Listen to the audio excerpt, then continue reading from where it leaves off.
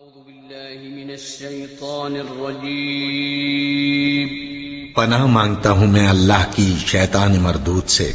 بسم الله الرحمن الرحيم شروع اللہ کا نام لے کر جو بڑا مہربان نہایت رحم والا ہے۔ أعوذ بالله من الشيطان الرجيم بسم الله الرحمن الرحيم واعلموا أنما غنمتم من شيء فأن لله خمسه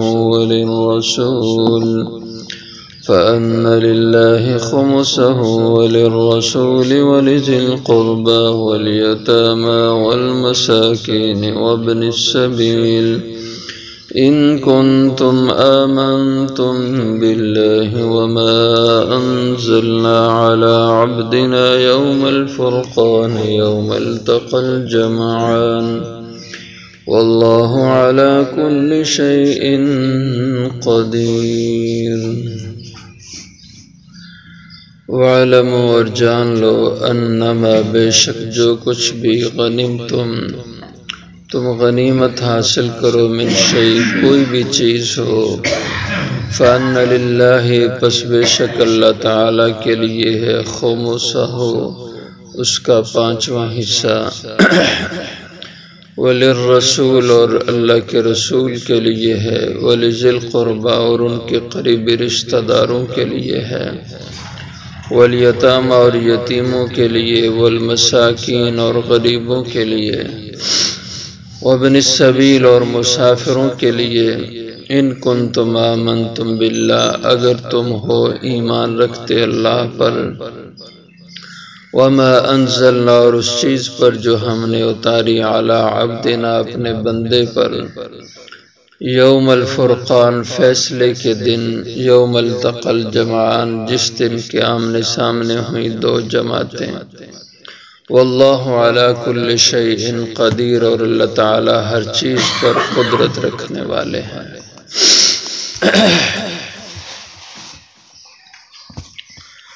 اس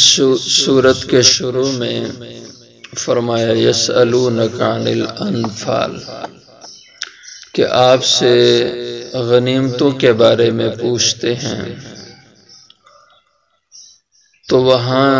مختصر سا جواب دیا، قل الانفال للہ وللرسول، آپ کہہ دیں کہ غنیمتیں اللہ اور اس کے رسول کے لیے۔ اب یہاں اس کی تفصیل اللہ تعالی نے اسی جواب کی بیان فرمائی ہے۔ فرمایا وَاعْلَمُوا اور جان لو انما غنیمتم من شیء بے شک جو بھی غنیمت حاصل کرو تم من شیء کچھ بھی ہو۔ غنیمت کہتے ہیں کہ جو مسلمان کافروں سے جو حربی کافر ہوں، اسلام کے خلاف جو سازشیں کرتے ہوں، اس کے مقابلے میں میدان میں ہوں، ان پہ غلبہ پا کر یا ان سے جو مال چھین لیں تو وہ مال غنیمت کہلاتا ہے۔ یہ تھوڑا ہو زیادہ ہو جتنا بھی ہو، اس کی تقسیم یوں کرنا ہے کہ اس کے 5 حصے کیے جائیں گے، 4 حصے مجاہدین میں تقسیم کیے جائیں گے اور 5واں حصہ وہ اللہ اور اس کے رسول کا ہوگا، اور اس کی وضاحت یہاں پہ ہے کہ 5واں حصہ کن کن کو دیا جائے گا۔ تو فرمایا کہ انما غنیمتم من شیء بے شک جو غنیمت تم حاصل کرو من شیء وہ کچھ بھی ہو، یعنی جتنی تھوڑی کیوں نہ ہو، اس کو تقسیم کیا جائے گا، اور اس کو اپنے پاس کوئی آدمی رکھ لے، یہ چوری ہوگی، خیانت ہوگی۔ جو امیر لشکر ہے، جو بھی جس کو غنیمت کا مال ملے میدان سے، وہ لا کر کے امیر کو دے دے، وہ آگے پھر اس کو تقسیم کریں۔ اب اس کی تقسیم 4 حصے تو مجاہدین کو مل گئے، 5واں حصہ فَأَنَّ لِلَّهِ خُمُسَهُ پس بے شک اللہ کے لیے ہے، یعنی اللہ کا ہے اس کا 5واں حصہ، اور اللہ کا 5واں حصہ وللرسول، اس کی صورت یہ ہے کہ وہ اللہ کے رسول کا ہے۔ اور پھر جو اللہ کے رسول کا ہے وہ اس میں سے بعض حضرات کہتے ہیں کہ جو 5واں حصہ ہے اس کے بھی 5 حصے پھر کیے جائیں۔ ایک حصہ حضور اکرم صلی اللہ علیہ وسلم اپنے گھر کے لیے عام طور پر حضور ایسے ہی فرماتے تھے، ایک حصہ 5واں اس میں سے وہ اپنے گھر کے لیے رکھ لیتے تھے، اور بقیہ 4 حصے ان میں ایک حصہ اپنے قریبی رشتہ داروں کو دیتے، ایک حصہ یتیموں کو، اور ایک حصہ مساکین کو، اور ایک حصہ مسافروں کو، جیسے یہاں ترتیب سے اللہ نے 4 اس کے مصارف بیان فرمائے۔ تو 5واں حصہ اللہ اور اس کے رسول کا وَلِذِي الْقُرْبَى، اور جو قریبی رشتہ دار ہیں، یعنی جو حضور صلی اللہ علیہ وسلم کے قرابت دار ہیں، ان کو بھی اس 5ویں حصے سے دیا جائے گا۔ حضور صلی اللہ علیہ وسلم کے قرابت دار، ان کو خصوصی طور پر حصہ دینے کا اس لیے کہا ہے، اس لیے کہ انہوں نے حضور اکرم صلی اللہ علیہ وسلم کی خدمت اور آپ کا ساتھ دینے میں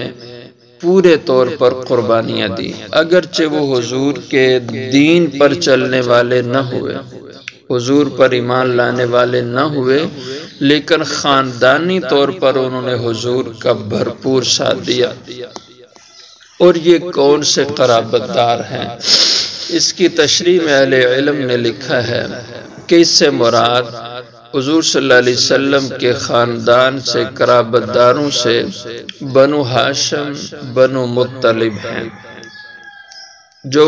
عبد مناف کی اولاد ہیں۔ عبد مناف کی اولاد تو بہت تھی، جیسے اس کی اولاد میں مطلب ایک بیٹا تھا، ہاشم ایک بیٹا تھا، عبد شمس ایک بیٹا تھا، اور نوفل بھی اس کا بیٹا تھا۔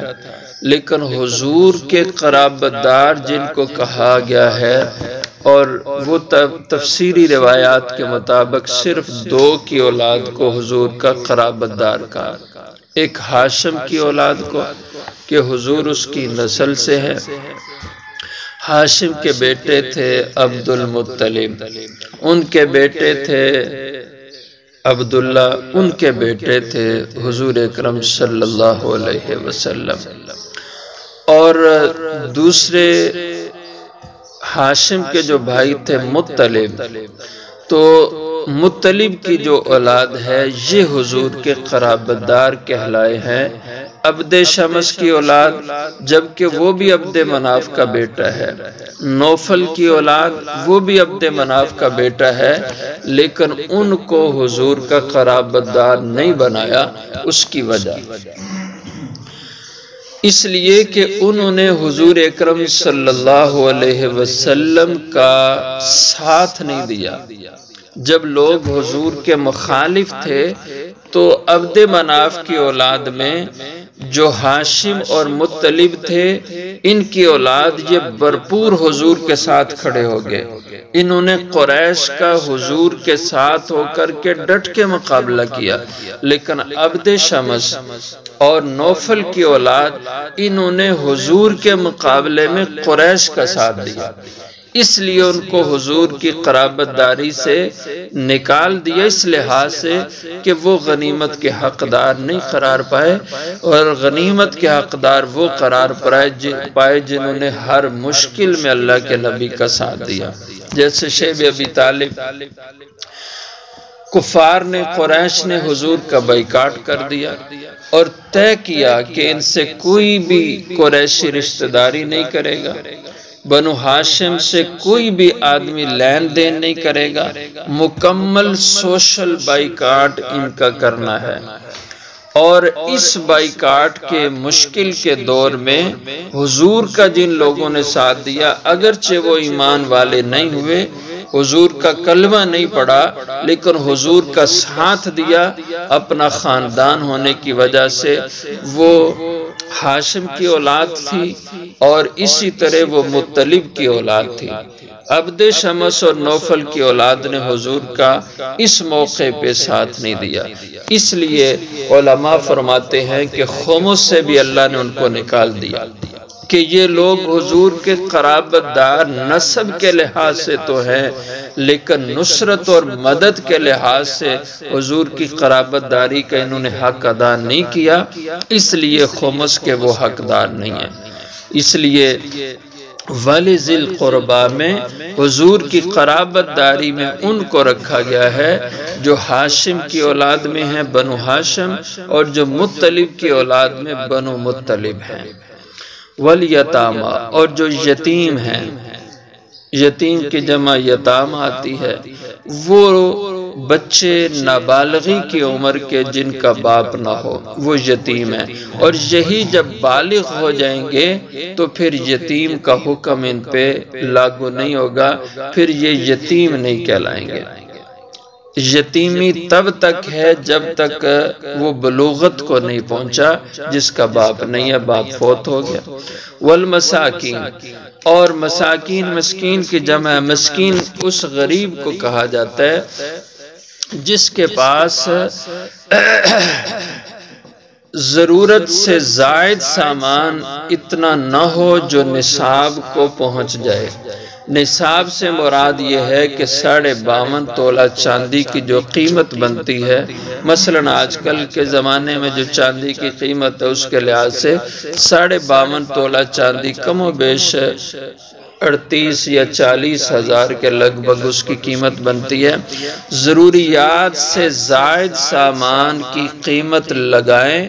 تو وہ 52.5 تولہ چاندی کی قیمت کو نہ پہنچے، یہ آدمی غریب ہے اور مسکین ہے۔ جو اتنی قیمت کا مالک ہو یہ خود صاحب نصاب ہے، یہ مسکین نہیں رہتا، یہ غنی ہو جاتا ہے۔ اس کو شریعت کے اسلام میں غنی اور مالدار کہا جاتا ہے۔ اور ضرورت سے زائد چیزیں، مثلا گھروں میں بستر خواتین بنا کے اتنے رکھتی ہیں کہ شاید سال بھر ان کے استعمال کی نوبت نہ آئے، یا سال میں 1-2 دفعہ کبھی کے بعد جب کوئی مہمان آئے تب ان کا استعمال ہو، اس کو بھی علماء نے ضرورت سے زائد قرار دیا ہے۔ اور اسی طرح گھروں میں ان سیلے کپڑے پڑے رہتے ہیں کہ جن کا استعمال ہوتا ہی نہیں ہے اور پڑے رہے سال 2 سال، تو یہ بھی زائدہ ضرورت ہے۔ اور اسی طرح دیگر سامان عیش جو گھروں میں ہوتا ہے استعمال کا نہیں، یہ بھی زائدہ ضرورت ہے۔ یہ جتنے زائد از ضرورت مال ہیں ان کی قیمت لگائیں تو زکوٰۃ کے نصاب کو نہ پہنچے، مسکین پہنچ جائے تو یہ مالدار ہے۔ وابن السبیل اور جو مسافر ہیں ان کو یہ غنیمت کا 5واں حصہ ان کو دیا جائے۔ ان کنتم آمنتم باللہ، اس حکم پر عمل کرو اگر تم ایمان رکھتے ہو اللہ پر، وما انزلنا اور اس پر جو ہم نے اتارا علی عبدنا اپنے بندے پر، یعنی اگر تمہارا اس پہ ایمان ہے کہ بدر کے میدان میں اللہ نے مدد تمہیں دی، اللہ نے فرشتے اتار کر تمہیں طاقت دی، یوم الفرقان فیصلے کے دن یعنی بدر کے دن، یوم التقى الجمعان جس دن آمنا سامنا ہوا 2 جماعتوں کا، اسلام کی جماعت کا اور کفر اور مشرکین کی جماعت کا، اور اللہ نے اسلام کی جماعت کو فتح دی۔ واللہ علی کل شیء قدیر، اگرچہ یہ جماعت چھوٹی تھوڑی کمزور تھی اور لیکن اللہ کی طاقت ان کے ساتھ تھی، تو اللہ نے بظاہر جو ممکن چیز نہیں تھی، ناممکن تھی، اللہ نے اس کو ممکن کر دیا، کیونکہ اللہ کی ذات کے لیے کوئی ناممکن نہیں، وہ قادر ذات ہے۔ واللہ علی کل شیء قدیر، اور اللہ ہر چیز پہ قدرت رکھنے والے ہیں۔